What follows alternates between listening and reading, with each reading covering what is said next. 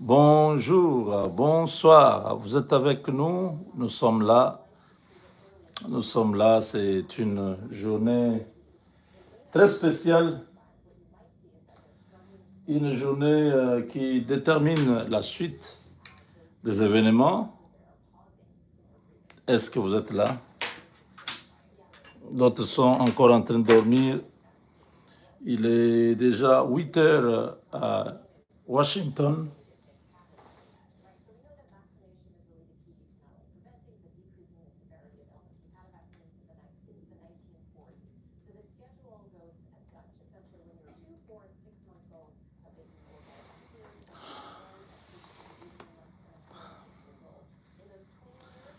Voilà, c'est un grand jour. Ça s'annonce une fête. Hein. Dans les grands jours, on cherche toujours, on va chercher un peu à être tiré à 12 épingles, pas 4 épingles, pas 6 épingles. On se tire toujours, on s'assure que on peut être confondu à un diplomate ou à un ministre ou à une excellence ou à... Donc, bref, on est là, mes chers amis. Chimboubouy. Ça, c'est le Chimboubouy à Washington. Donc, les témoins de l'histoire, nous sommes là. Donc, voilà, mes chers amis, Kagame contre mur, Kagame lâche le Congo. 30 ans après, il fallait Donald Trump. Il fallait Trump, il fallait un homme dur comme Eric Prince qui amène tout un tas de preuves. Il dépose sur la table. Il dit, Monsieur le Président, ça fait un temps que je tente de vous persuader à me donner le marché de la RDC. Regardez ce que Kagame est en train de faire. Depuis 30 ans, Eric Prince a étalé tous les partenaires du Rwanda, toutes les armes que le Rwanda utilise, les drones que le Rwanda utilise, tous les aspects sécuritaires. Il dit, ce pays-là a un grand potentiel, la RDC, mais si nous laissons le Rwanda continuer à faire ça, ça va être une catastrophe. Le rapport de l'ONU était adjoint à son rapport à lui. Eric Prince a pris 2 jours pour convaincre Donald Trump et tout avait basculé depuis ce temps-là. Oui, quand vous voyez Eric Prince parler avec précision, parce qu'il a les éléments, il sait ce qu'il faut faire. Kagame est complètement cuit. Et ni Kagame, ni ses hommes, personne ne peut parler. Depuis qu'Eric Prince a parlé, tous les éléments qu'il a avancés, ça prouvait que le Rwanda a vraiment détruit le Congo. Et là, on les met devant un fait accompli, signe, tu te retires. Il n'y a pas de conditions à poser. C'est ça le problème. Aujourd'hui, devant un fait accompli, chaque ministre des Affaires étrangères engage son pays et dès que les États-Unis ont l'acte là scellé, cet accord-là scellé, signé par les 2 parties, c'est lui qui va et qui ne respecte pas. C'est la foudre qui va s'abattre sur. Vous voyez que depuis que Massad a été nommé, jusqu'à aujourd'hui, ça fait pratiquement 2 mois, vous voyez comment les choses s'accélèrent. Tous les jours, je vous parle de ce qui se passe. C'est parce que les Américains connaissent toute la vérité. Ils ne veulent pas qu'on aille dans la diplomatie. Oh non, il faut essayer de comprendre. Il y a des groupes d'intérêt qui sont derrière Kagame, qui continuent à tirer les draps. Trump n'a rien à foutre avec tous ces bandits-là. Toute l'équipe de Clinton, Trump d'ailleurs est très... Vous savez, c'est l'ennemi de Clinton, non? Donc il ne veut même pas entendre cette histoire de Kagame. Trump ne va pas rencontrer la délégation rwandaise, mais faut savoir que la délégation congolaise a une grâce terrible. La grâce est Kai Kwamba elle-même à la tête de la délégation, mais je vous dis, la situation, nous sommes dans la joie ici. Hein? Vous avez déjà vu cette veste? Hein?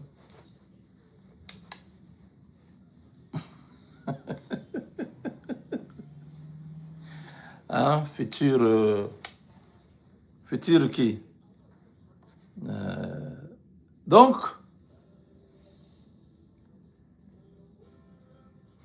l'acte qui sera signé aujourd'hui, c'est un acte qui marque la fin de la guerre, qui marque la fin de l'hégémonie rwandaise sur le sol congolais, qui marque la fin de la poursuite de FDLR et tout ça, ces mensonges-là, qui marque la fin de la légende sur les génocides rwandais, qui marque la fin d'une soi-disant terre du Rwanda qui est au Congo depuis 1885 qu'on doit restituer. Ça marque la fin de, voilà, les Rwandais d'origine, les Congolais d'origine rwandaise sont marginalisés au Congo, qui marque la fin de tous les mensonges de Kagame. L'acte d'aujourd'hui veut dire que c'est terminé, le pouvoir de Kagame sur la RDC est fini. Et dès que ce pouvoir-là de Kagame sur la RDC est fini, commencera une chasse à l'homme. On va s'occuper de tous ces criminels de Kagame. Tous. Un à un, ils vont être la cible. Mais ça, c'est à venir. Les choses que nous suivons entre les lignes, c'est beaucoup de choses. Les Américains sont prêts à tout pour les minéraux congolais. Je vous dis, ce que j'entends, l'engouement que je vois, la nuit, les gens que j'ai vus, on dit voilà, il est là, voilà, celui-là. C'est lui qui va s'occuper des opérations ceci au Congo pour le compte des États-Unis. Voilà celui-là. Donc il y a des choses, mes frères. Continuons à remercier le Seigneur parce que c'est lui qui a rendu possible tout ça. Si Dieu n'avait pas permis à Trump de revenir au pouvoir, comment on serait là? Dieu, c'est un bon calculateur, il avait tout déjà arrangé. Il donne à Félix Tshisekedi un deuxième mandat. Il accorde à Trump un deuxième mandat. Les deux se retrouvent. Les deux, tous contre Kagame. Kagame est tombé de lui-même. Tshisekedi n'a même pas envoyé un seul militaire au Rwanda attaquer Kagame. Lui-même. Le sort de M23 AFC reste flou. Ce qui veut dire que les Américains ne vont pas perdre leur temps à s'occuper. Les M23 iront où ça devient quoi? Parce que s'ils ne quittent pas le sol congolais, Eric Prince avec Blackwater arrive. Ils ont signé déjà les contrats. Eric a un grand contrat. Depuis qu'il a fait les sales boulots pour le gouvernement américain, ça c'est son premier grand contrat de plusieurs millions de dollars chaque mois. Les Américains ont garanti qu'ils puissent prendre le contrat. Parce que ça c'est une armée américaine qui vient, mais pas avec le logo de l'armée américaine, comme un groupe paramilitaire. Qui aura tout, je dis tout. Aucun pays africain ne pourra encore mettre l'insécurité en RDC. Aucun. Parce que ça sera comme une base de l'Africom, la RDC. La base de l'Africom sera au Congo. Je vous ai parlé de l'ambassade, non? Qu'on est en train de mettre déjà en construction. Ça, c'est pour assurer toutes les opérations américaines en RDC. Donc, vous serez à l'ambassade là comme si vous êtes aux États-Unis, parce que tous les services qui sont aux États-Unis seront sur place. Comme il y aura beaucoup d'Américains, il y aura beaucoup de besoins, beaucoup de choses, tout sera sur place. Donc, c'est en prévision de cela qu'ils sont en train de faire tout ça. C'est pourquoi j'ai parlé ces 2 dernières semaines un peu dur envers notre gouvernement en disant, mais les autres sont en train de se préparer, les autres sont en train d'anticiper les choses. Du côté congolais, on fait quoi? Il y a quoi jusque-là pour ce partenariat que nous voulons? Qu'est-ce qu'on a fait? On voit même que nous, on a lancé telle activité, tels travaux pour prévenir déjà à ce qui arrive. Non. La conséquence, c'est que nous risquons de voir les premiers emplois vont aller vers les pays limitrophes. C'est eux qui vont venir travailler chez nous. Parce qu'il n'y aura pas la main-d'œuvre chez nous. Ils vont commencer à aller dormir. Par exemple, si les entreprises s'installent à Goma là-bas, pour les coltans et tout ça, ils vont commencer à dormir au Rwanda. Peut-être parce qu'au Congo, il n'y a pas des infrastructures, il n'y a pas de courant, il n'y a pas l'eau, il n'y a pas les routes, il n'y a rien. Vous voyez? S'ils sont au Katanga, ils risquent de commencer à aller dormir en Zambie. Parce qu'en Zambie, il y a du courant. Il y a, au Congo, vous êtes à Lubumbashi, là, il n'y a pas de courant. Vous voyez? Donc, ces aspects-là, il faut que nous puissions, ne soyons pas en train d'attendre.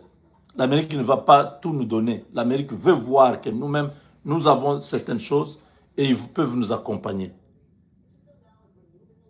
Les grands accords se signent dans quelques heures. Il est déjà 8 heures. D'ici quelques heures, ça va être signé. On a obligé le Rwanda à envoyer son ministre. Tout a été déjà fait. Ni le Burundi, et plutôt l'Ouganda, ni le Kenya, personne ne va ouvrir la bouche. Ils sont maintenant, depuis 2 semaines, vous entendez Kagame parler, ou le fils de Museveni. Je vous ai dit que l'affaire là est finie. Tout est parti du jour où, quand je vous ai dit que Dieu a montré le ciel de chez moi, j'ai vu cette image-là, et Dieu a donné l'interprétation. C'était la fin de la guerre. Il y a 2 jours ou 3 ou 4, je vous ai dit que j'ai vu l'armée américaine avec ses alliés en train de sillonner dans le ciel, en train de voler dans le ciel du Congo, qui montrait la victoire. Vous vous rappelez? Est-ce que vous vous rappelez?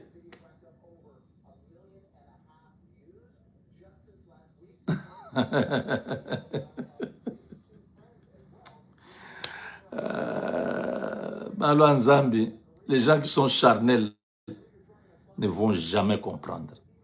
Tous ces gens-là qui sont à la présidence, qui ne comprennent pas, ils pensent que les petits millions qu'ils volent, c'est ça la vie. Monsieur, il faut croire en Dieu, il faut servir Dieu. Même si vous êtes nommé, il faut avoir les valeurs chrétiennes en vous. Dieu nous conduit depuis le début. Il y a même un de mes abonnés qui est à Londres qui m'a rappelé ce matin. Il dit, Moubenga, tu te rappelles que tu nous as parlé de ton arrière-grand-mère qui avait fait appel à toi avant sa mort et qui avait lâché des paroles sur toi. C'était en 1990. L'arrière-grand-mère, c'est-à-dire c'est la maman de mon grand-père maternel, le papa de ma mère, sa maman. Donc c'était une dame qui était née approximativement vers les 1800, parce que mon grand-père là, mon grand-père était de 1928, quelque chose, mais il n'était pas le fils aîné. Il était, je crois, 4e. Donc, si vous mettez que ses grands frères étaient nés dans les 1915, leur maman là devait être née dans les 1800. Donc, il avait fait appel à moi J'étais à Moueka. Elle a appris que son arrière-petit-fils est arrivé. On venait de Kisangani avec ma mère. Elle a envoyé le message. Amenez l'enfant là ici. Je suis fatigué. Je suis en train de partir. Donc elle mourait déjà. Elle sentait déjà sa mort. On m'a pris à vélo. D'urgence. Nous avons marché la nuit et les jours. Pendant une journée, on est arrivé. Quand je suis arrivé, on lui a signalé que ton arrière-petit-fils est arrivé, il est dehors. Elle ne voyait plus, elle avait 108 ans. Elle rampait, elle marchait, donc elle rampait avec les mains. Elle était redevenue comme le bébé qui rampe là, voilà. Elle ne voyait plus, elle pouvait parler, elle pouvait toucher. Quand je suis entré dans la case où elle était, elle a commencé à pleurer, elle a commencé à parler, elle me touchait, elle parlait, elle lâchait des paroles, elle disait des choses. Elle disait des choses. J'ai parlé ça dans une des émissions, il y a longtemps. C'est un abonné qui est à Londres, un frère que j'aime beaucoup, qui m'a rappelé, ça m'a dit, ben, tu te rappelles, tu nous as parlé une fois. Toi, tu es béni. Toi, on a lâché des paroles sur toi. Donc, quand vous nous voyez comme ça, nous avons une alliance avec Dieu, même au niveau de ceux qui nous ont mis au monde. Nous sommes bénis. Nous avons des paroles. Avant que Jacob ne meure, il a béni chaque enfant parmi ses 12 enfants. Ça, c'est en Égypte. Vous comprenez? Donc, la bénédiction joue un grand rôle dans la vie d'un enfant. Donc, je suis un enfant béni. Et par Dieu, par Jésus-Christ, et par la famille. Parce que voir cette connexion que nous avons avec Dieu, ça ne vient pas comme ça. C'est Dieu qui sait. C'est que celui-là, je vais l'utiliser. Et parce qu'avant, je me posais la question, mais pourquoi ces choses, je dois voir toutes ces choses, je dois voir toutes ces choses. Il y a une maman qui m'a dit à New York, ça c'était en 2018, je crois, 2018-2019, elle dit, Dieu t'a mis là. Tu as un rôle très capital pour la RDC sur le plan spirituel. Continue, continue, continue. Fais le travail. Dieu va t'utiliser. Ah, Marceline, que Dieu vous bénisse. Je ne pouvais pas comprendre. Elle a l'expérience. C'est comme Samuel qui dit à Saül, cette fois-ci, si on t'appelle, réponds. Parce que le vieux prophète avait l'expérience. Quand Saül le dit, on m'appelle, il y a une voix qui m'appelle. Il dit, ah, ça c'est l'appel de Dieu. Cette fois-ci, si on t'appelle, il faut répondre.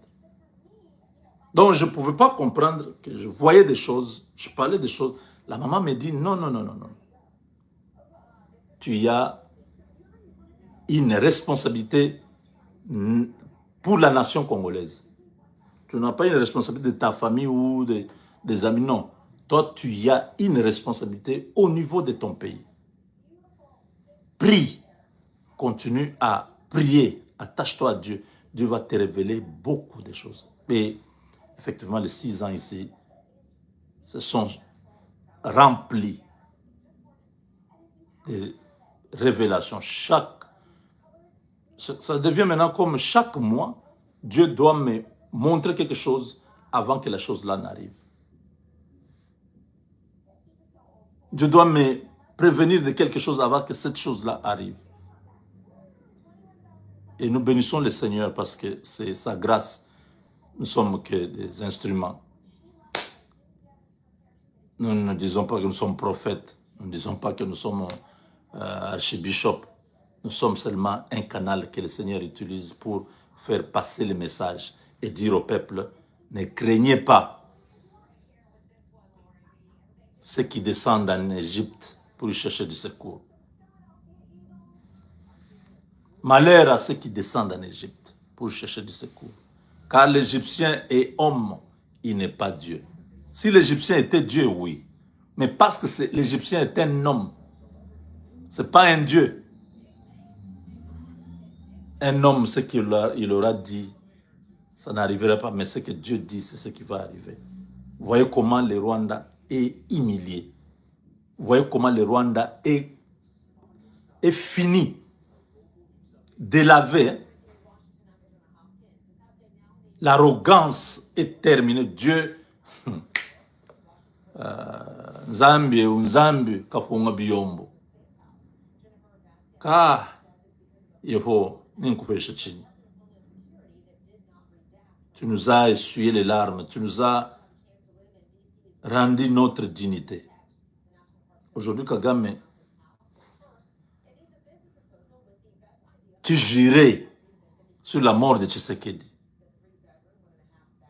qui se tapait le luxe de dire que l'Est du Congo, ça va appartenir au Rwanda.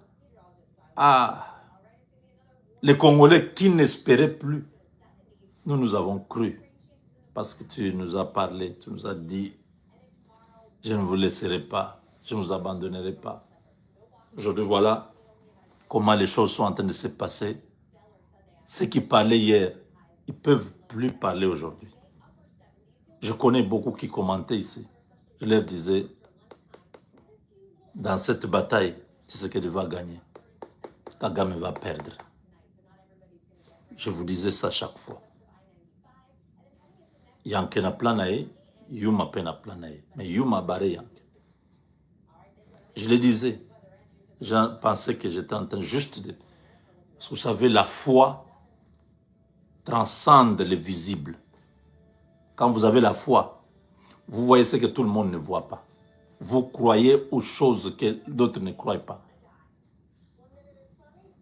Mais gloire soit rendue à Dieu, parce que c'est lui qui est le maître des temps et des circonstances. C'est lui qui rend possible tout ce qui se passe là. Et c'est lui qui a utilisé Trump pour qu'on arrive là où nous arrivons. Trump pouvait aussi accepter d'être avec le Rwanda, faire l'argent avec le Rwanda. Comment le cœur de Trump n'a pas cédé? Pourquoi lui prend une autre orientation? Quand Dieu veut vous aider, il utilise tous les moyens. On peut dire Trump est mauvais, il parle mal contre les Africains, mais est-ce que vous pouvez comprendre que c'est le même Trump qui n'aime pas les Africains qui est en train d'agir comme il agit là? Disons que pour le minerai, il pouvait avoir le minerai là même par le Rwanda, oui ou non? Il n'était pas obligé de venir vers Tshisekedi. Tellement que nous ne sommes pas structurés. Ça pouvait être même une raison de plus pour qu'on dise non, au Congo, il y a la corruption, il y a ceci, on va au Rwanda. C'est ça, oui ou non? Pourquoi malgré la corruption qui est au Congo, malgré les détournements au Congo, malgré le manque d'infrastructures, malgré tout ce qui manque au Congo là, mais les Américains tiennent à venir seulement travailler avec le gouvernement congolais. Vous ne comprenez pas que ça, c'est au-delà de Trump. C'est au-delà de tous ces gens qui prennent des décisions. C'est Dieu qui est en train de jouer. Le grand joueur, c'est lui, qui est en train de placer les choses à leur convenance. Et pourquoi nous sommes toujours là? Pourquoi nous tournons tout autour là? Dieu sait. C'est lui qui connaît la fin avant le commencement. Il connaît la fin avant le commencement.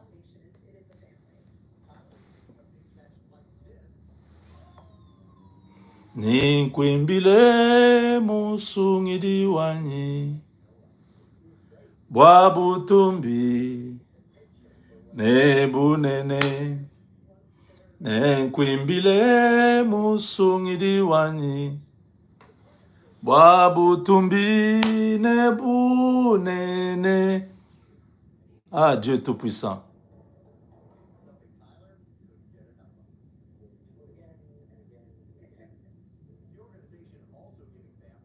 Il faut chanter cette chanson-là. Il est Dieu Tout-Puissant. Ouf, j'ai un sentiment de joie, d'émotion. Il y a tout dedans. Je dis, quand Dieu entre dans une affaire, tout ce que l'ennemi tente échoue. Tous les petits plans à gauche, à droite échouent.